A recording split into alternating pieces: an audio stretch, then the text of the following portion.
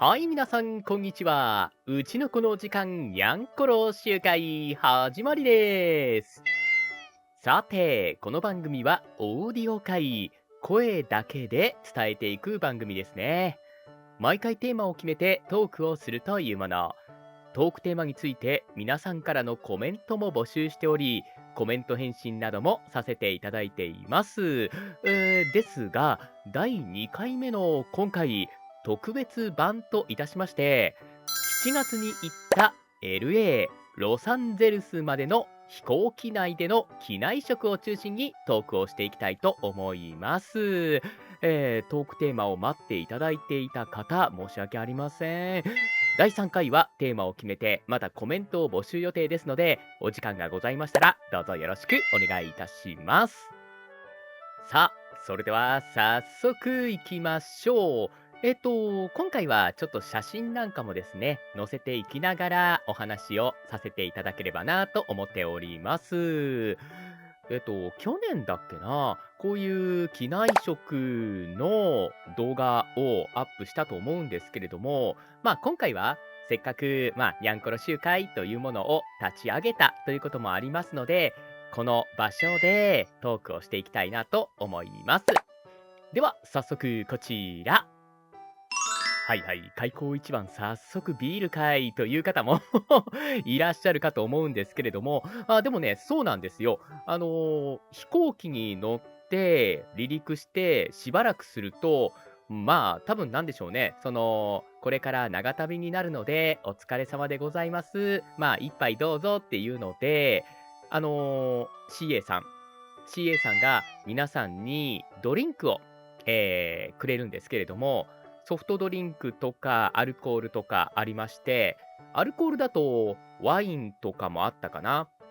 で、ソフトドリンクだと、ごめんなさいね、うろ覚えなんですけれども、なぜうろ覚えかというと、僕がソフトボリってソフトドリンクを一切飲まないから、アルコールしか興味がないからなんです。多分、コーラとかジンジャーエールとかオレンジジュースとか、あとリンゴジュースとか、そういったものがソフトドリンクであったと思う。で、僕は、もうビール一択なんですね。で、結構種類があって、各メーカーからかな。キリン、アサヒ、あと札幌おーかな。うーん、で、あの、僕は、結構どのビールも好きなんですけれども、まずはここから行こうかなというので、この恵比寿をいただきました。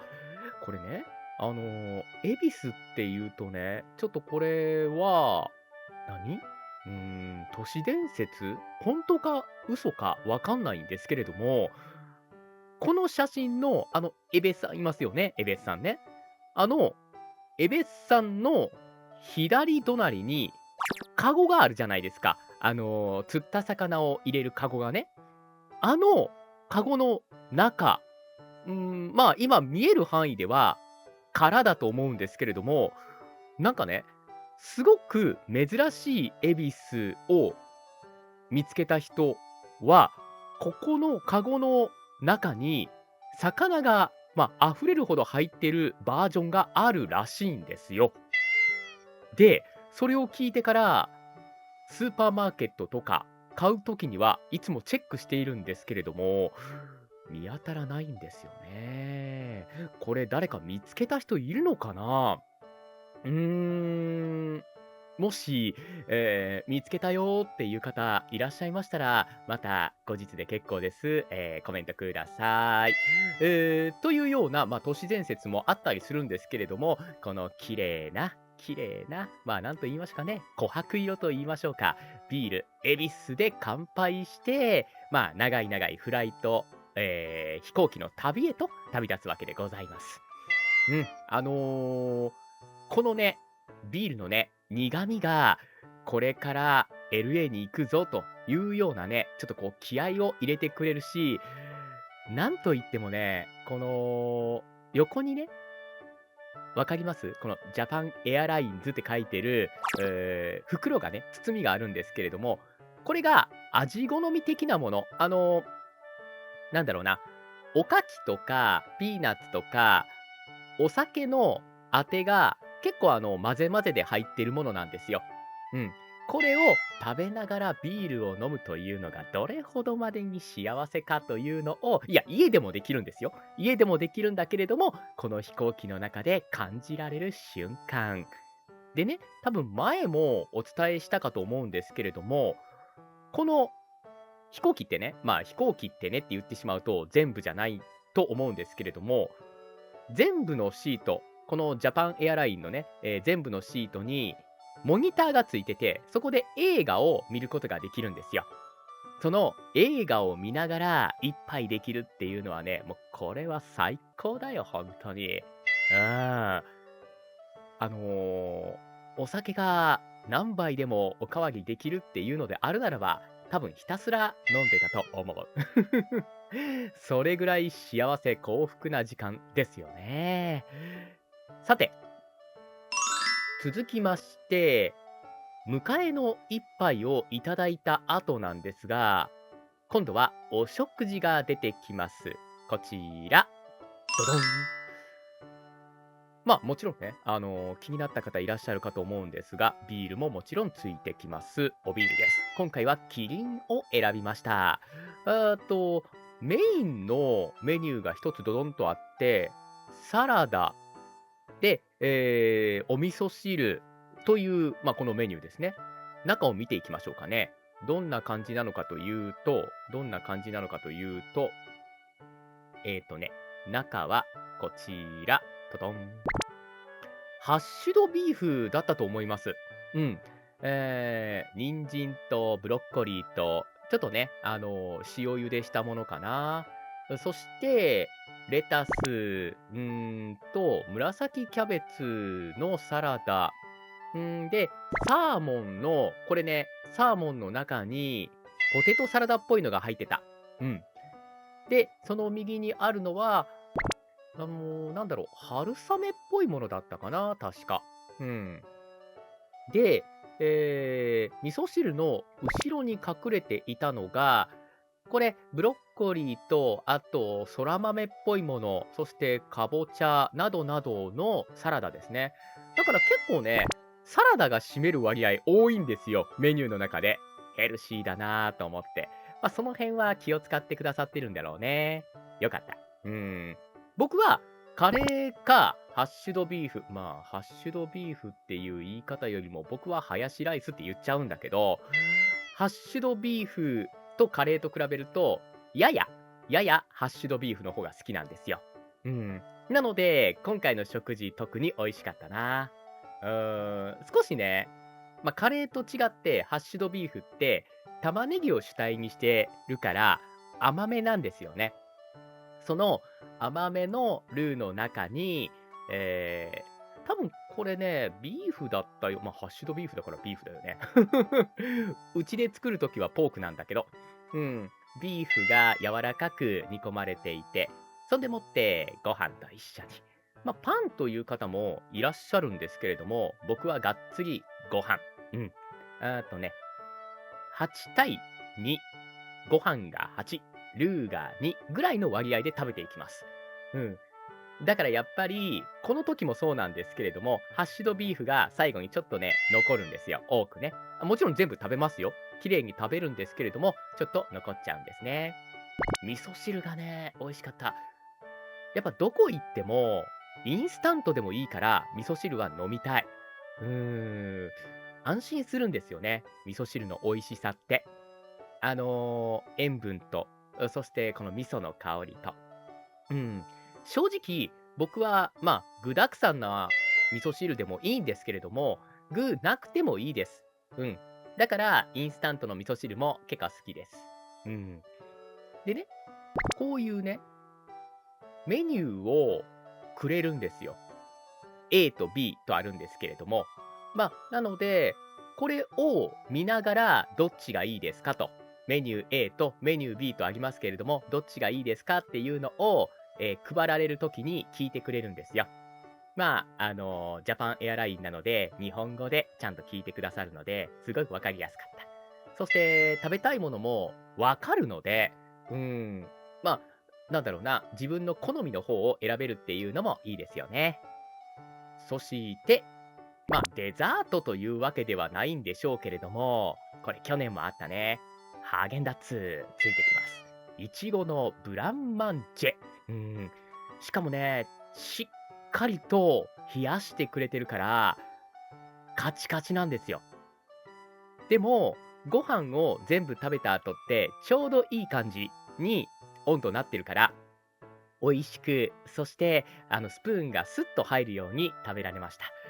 普段ハーゲンダッツって、高価なアイスクリームなので、ほぼ食べませんけれども、これもフライトの楽しみの中の一つかな。なんだろう、もっと安い、安いって言ったら下世話かもしんないんですけれども、アイスでもいいんですよ。うん、楽しめるから。でも実際に、今まで何回か LA に行かせていただきましたけれども、機内食、外れはないです。うん、全部美味しかった。それぐらいいい、お料理の献立でしたね。さあ、そして続いて、おそらくなんですが、さっきのメニューは夜ご飯、ディナーだと思うんだよね。今度は、朝食だと思う。はい。で、朝食に出てきたのがこちら。トトン。まずはシークレット。何が入ってるかなというところで写真を撮らせていただきまして、ちょっと目覚めの一杯、恵比寿で乾杯ですね。目覚めって言うけれども、僕基本的には飛行機で寝ないんですよ。うん。眠くないっていうのもあるし、映画を見てると、なんだろう、そっちの方が楽しくて、なんか寝る時間がもったいないなーって思ってるんです。なので、行きの飛行機の中は一切寝ませんでした。だから目覚めっていうよりも、引き続きのビールですね。なんじゃそりゃ。さあ、そして中身見ていきましょう。こちら。ドドン。ね、グラタンっぽいもの、で、トマトソースがあった、パッと見、イタリアンなのかな、洋風っぽい、お料理でした。左の方にある、白い塊っていうのかな、これポテトなんですよ。だからポテトグラタンかなという感じ。右は人参、そして毎度おなじみのブロッコリーさん。トマトベースのソースで一緒に食べて美味しいよっていうもの。パッと見、ドリアっぽくも見えるんですが、ドリアというとお米、ご飯ですよね。ご飯はなかったです。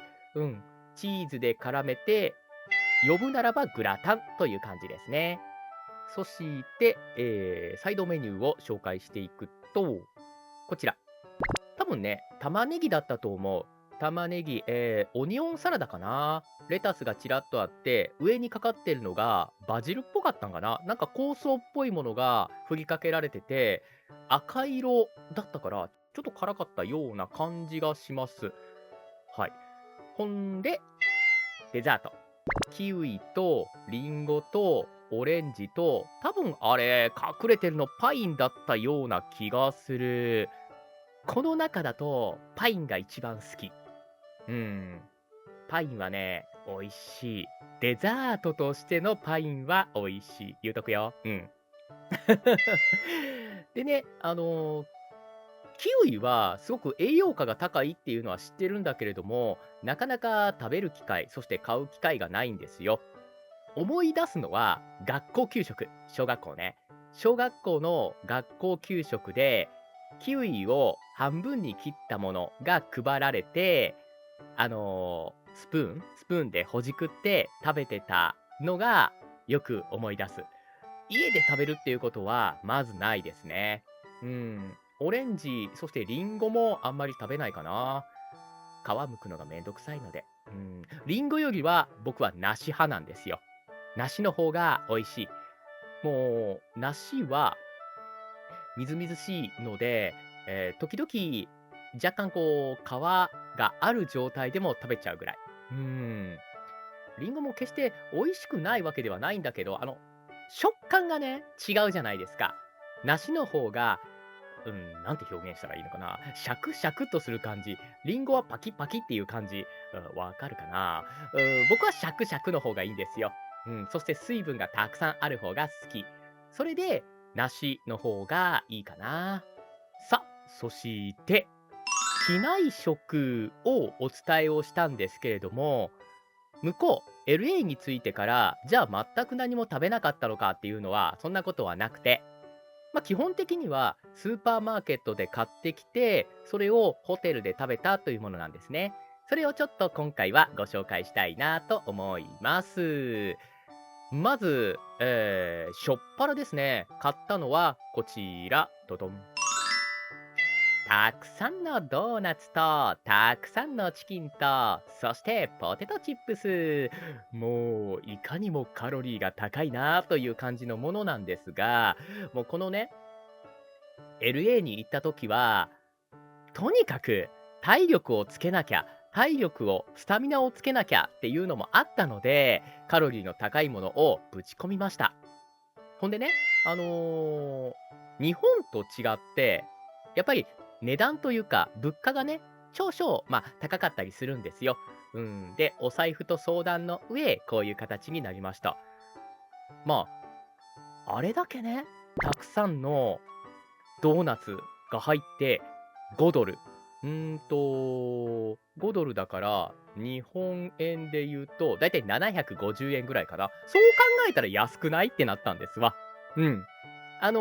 だいたい今ここに並んでるチキンもそうなんですけれども、$10以内。$10以内。ポテトチップスは確かもうちょっと安かったと思うんですが、それぐらいで収めています。これがね、結構、長持ちというか、買うと、この1セット買うと、何食分か、繋がるんですよ。うーん。で、このドーナツに関しても甘いよ。かなり。かなり甘いんだけれども、冷蔵庫に入れてもそんなに硬くならないので、柔らかいまんまで食べられたかな。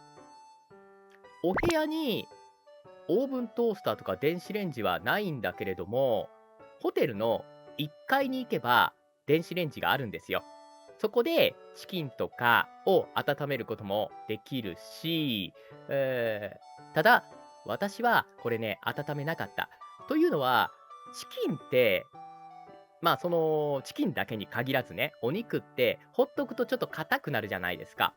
でも、案外僕は硬いお肉が好きなんですよ。ちょっと例え方が悪いかもしんないんですが、スルメとかみたいな感じで、こう、噛めば噛むほど旨味が出てくるっていうのを感じたいんです。うん。それで、チキンは、めんどくさい、1階まで行くのがめんどくさいっていうのもあったんだけれども、電子レンジを使わずに、チキンは全部食べました。うん。これ、骨付きのチキンなんですけれども、骨の部分っていうのが、そんなにたくさん占めてるわけではなくて、身がね、結構ありました。だからこれを食べながら、ドーナツと、そしてポテトチップス、でもね、結局、ポテトチップスはね、これ多分持って帰りました。うん。家に持って帰った。で、持って帰る時に注意しなきゃいけないのが、ポテトチップスの中、食品の中にお肉エキスが入ってるかどうかなんですよ。これが、もし入ってると、持ち込みができないので、他の国にね。なので、後ろ、製品表っていうか、成分表か。成分表をチェックして、お肉パウダーとかが入ってないなというのを確認した上で持って帰りました。うん。美味しかったよ、でもこれも。あ、これが、海外のポテトチップスなんだって。でもね、そこまで日本と違いはなかったです。うん。若干、海外の方海外の方がというか、このポテトチップスはちょっと歯ごたえがあったっていうところかな。そして味が濃かったっていうところかな。味が濃いのはこの3つともそうなんだけれども、でも総じて美味しかったです。しっかりとね、スタミナをつけてお仕事をすることもできたので、良かった。さあ、そして、ここでちょっとおまけではあるんですけれども、その LA に行った時のスーパーマーケットのこちら、ポテトチップスの棚なんですね。これ、1袋かな。1袋だいたい $5.49 とか、安くなって $3.59 とかってあるんですが、日本と大きく違うのは、皆さんこれ見て気づかれると思うんですけど、フリーフリーフリーフリーって書いてるんですよ。これね。あの、おそらくというか、そうなんですけれども、2個買ったら1個フリーになるよってやつ。なかなかこれでも日本ないでしょ。日本ってどちらかっていうと、3つ買ったら300円になります。1個120円のものが3つ買ったら合計で300円になりますとか、そういうまとめ買いで、この値段になりますよっていうのはあるんだけど、2個買ったら1個タダであげますよっていうのは、これはなかなか見たことがない。うん。ちょっと表現の仕方かもしんないんだけど、日本でもそれに近いものはあるかもしれないんですが、海外、LA のとあるスーパーではこんな感じになっていました。うーん。種類も結構多くて、ポテトチップスだけではなくて、おそらくその、ドリトスっていうのもありますよね、これね。で、そのドリトスの真上に、多分ディップするソースみたいなんがあると思うんですよ。それも一緒に売ってる。これはなかなか日本ではないね。ちょっと新鮮な感じでした。うーん。ポテトチップスとかお菓子の類をスーパーマーケットでチェックしたのは、今回が多分初めてだと思う。ほとんど僕は、海外のスーパーマーケットに行った時でも、ご飯が食べたいから、お米ね。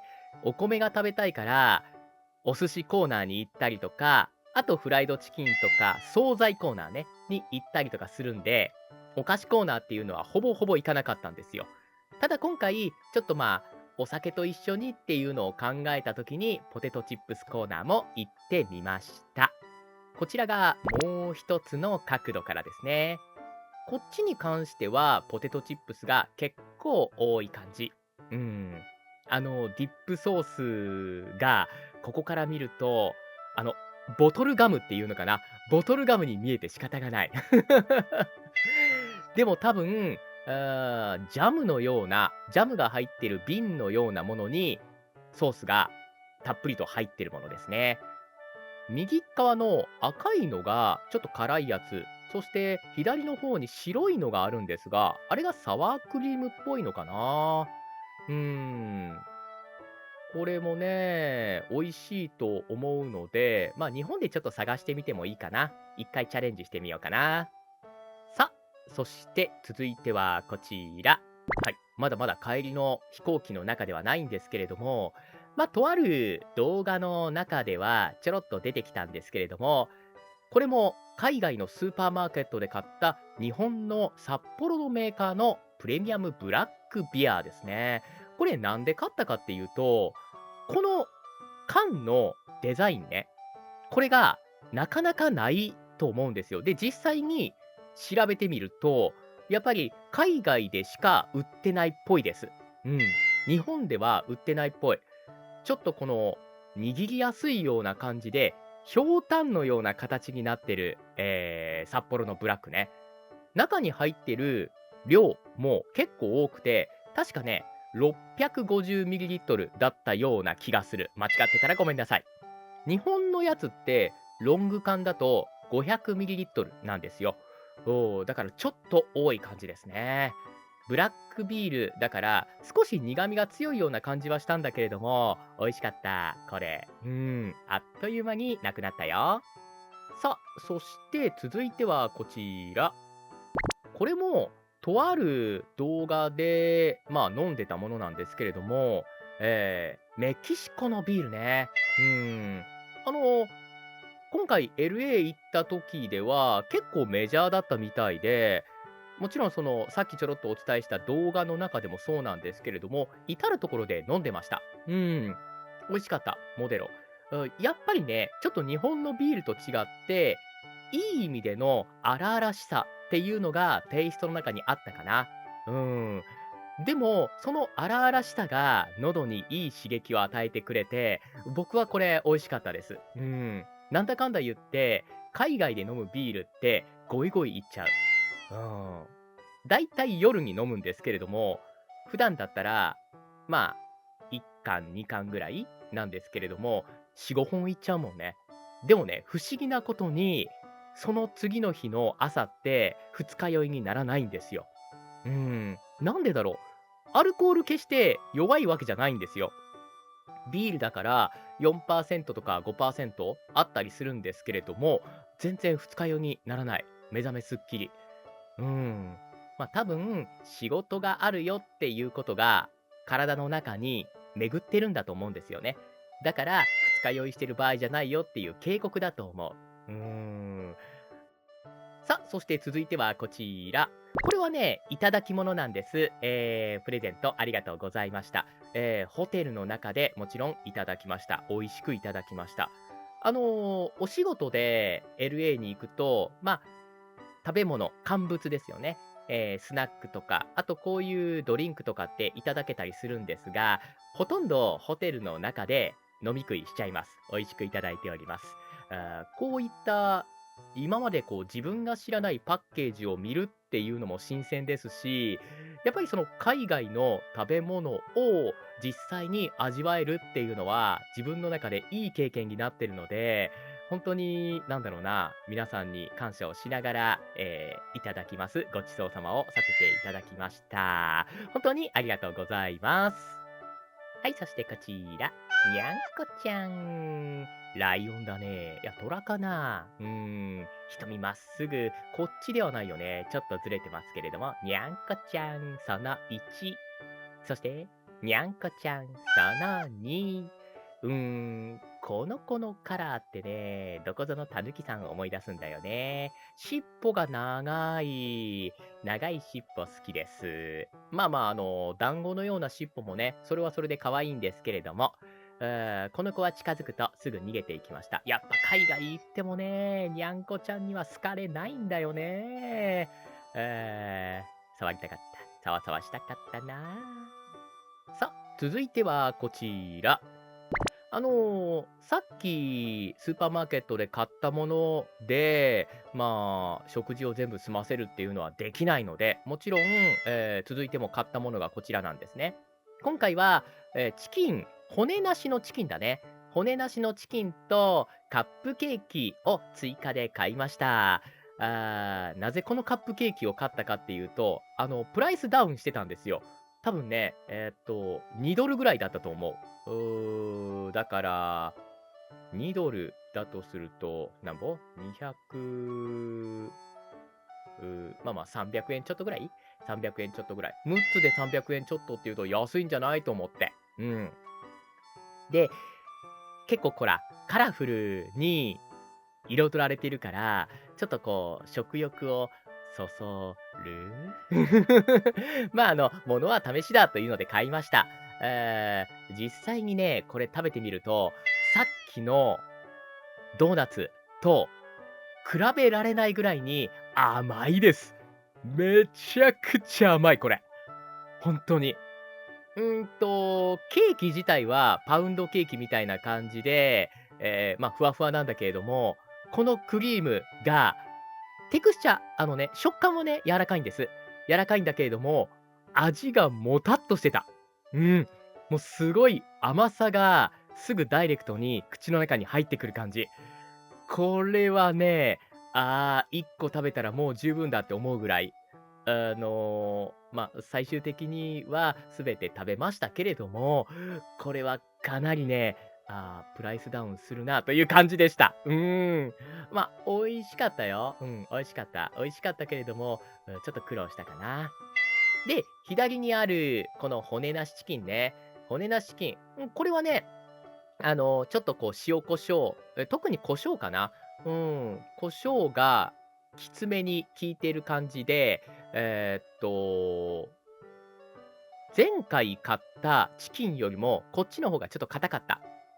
なぜかというとね、前回のチキンは、保温されてる暖かいゾーンにスーパーマーケットで置かれてたんですけれども、これは、冷たい保冷のゾーンに置いてたんですよ。なので、ちょっと冷たかった。これはさすがに1階にある電子レンジを使えばよかったかなってちょっと思ったんだけれども、やっぱめんどくささが勝っちゃったんだね。そのまま、冷たいままいただきました。でもね、こっち、というかこのバランスだね。甘さと、そして胡椒の、いい感じのこのバランスで、結構組み合わせとしては美味しくいただけたかなと思います。さあ、そして続いてはこちら。そう。さあ、もう LA から日本に帰りましょうっていう時なんですよね。今回は結構長期間だったと思うんですけれども、気がつけばあっという間、楽しい時間っていうのはね、あっという間に過ぎ去っちゃうんですよね。帰りの飛行機の中でも、まずは恵比寿で乾杯ということで、恵比寿ビールを美味しくいただきました。あの色がやっぱいいんだよね。これ泡ちょうどいい感じじゃない？ね、ちょうどいい感じで、あとね、僕は、グラス、なんだろうな、えっと、瓶、ガラスのグラスもいいし、タンブラー的なものもいいんだけれども、このプラスチックの、いわゆるその使い捨てっていうのかな、使い捨てのグラスも結構好きなんですよ。なんか雰囲気が出て。うん。お祭りとか屋台のビールってこんなんじゃないですか。あれで飲むビールもひときわ美味しい。なんかちょっとそれを思い出しながら、フライトの中でエビスビールでまずはスタートを切りました。さあ、そして帰りのフライトの中で一発目の料理はこちら。ドドン。ザ・日本食という感じでしたね。ハーゲンダッツがあって、エビスビールで乾杯。そして、これね、一番手前にあるのは、なんとなく僕は感じたんですけれども、日本でいう海苔弁的なものだと思う。海苔ないよ。海苔はないんだけど、ご飯があって、ふりかけ、卵焼き、ブロッコリー、そしてチキンがあって、白身魚のフライにはタルタルソースがかかってて、そしてシューマイがあって、何よりもそこにきんぴらごぼうが乗っかってるっていうの。これは海苔弁だと思う。僕は海苔弁結構好きなので、安くて美味しいじゃない？なので、今回の食事はかなり評価高かったです。良かった。そこにトマト輪切りぶち込みのサラダ、ご存知の方もいらっしゃるかと思いますけれども、トマトは私苦手でございますが、ドレッシングをジュルっとかけていただきました。というかね、結構大きかったんだよね、この輪切りのトマト。うん。まミニトマトじゃないから良かったよって今こう言ってるんですが、やや上の方に赤い球体がありますよね。あれ、これね。そうなんです。サラダの中にコーンがあって、で、おそらくキュウリが細かく切られてて、ハム、ベーコンかな。そしてレタス、ミニトマトというものでした。ごめんなさい。こればかりはごめんなさい。我慢しながら食べました。残してないよ、もちろん。うん。我慢しながら食べました。その横の厚揚げ美味しかった。ザ・日本という感じですよね。居酒屋で食べる一品メニューのようなもの。上にちょっとネギが乗っかってるのが風流だなって思いました。そして、やっぱりデザート、今回のデザートはキューブ型にカットされたもの。おそらくなんだけど、スイカ、メロン、柿、そしてパイナップルかな。この4つですね。これがデザートとしてありました。そしてお水とね、お水もちゃんとついてきたわけでございます。ただ、お水は、僕は、ほとんど飲まなかったかな。ビールばっかり飲んでました。でもね、不思議なことにね、あのーお酒ばっかり飲むんだけれども、あんまりトイレに行かなかったんですよね。不思議。なんか毎年、去年もそうなんですが、僕どちらかっていうと結構、トイレが近いんですね。うん、近いので、できるだけ、トイレに近いところの席を選んで座ってたりするんですけれども、うーん、今回もトイレにはあまり行きませんでした。健康ですよ。もちろん健康ですよ。健康なんだけどね、行きませんでした。そこはちょっとホッとはしてるんですね。何回も何回も行くと大変なので。さあ、そして間もなく日本に到着しますよっていうところで、おそらく朝ごはんチック、お昼かな、お昼ご飯チックなものかな。こちら。うん、ビール。キリンですね。今回だから攻めたのは、キリンとエビスという感じ。これを封を開けると、こんな感じ。トドン。そう、ハンバーガーですね。ハンバーガーと、多分、ヨーグルト、ブルーベリーかイチゴかどっちかのヨーグルトで、スパゲッティサラダっぽいものがありました。これ多分ね、フィッシュバーガーだったと思う。よいしょ。これね。中に、中なんだったっけな、ソースか、タルタルソースっぽいものが入ってて、美味しかった。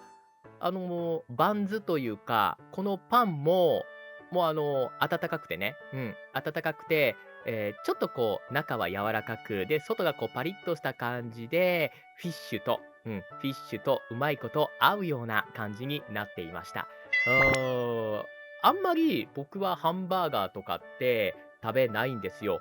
だから、今回の LA でもハンバーガーは食べてないんですが、この機内食で食べたハンバーガー、中はフィッシュなんだけどね、は美味しかったですね。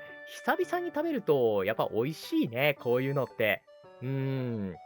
昔はね、ファストフードでハンバーガーが、今っていくらぐらいするんだろう。某ショップでやっぱり100何ぼってしますよね。昔って80円とか100円だったんですよ。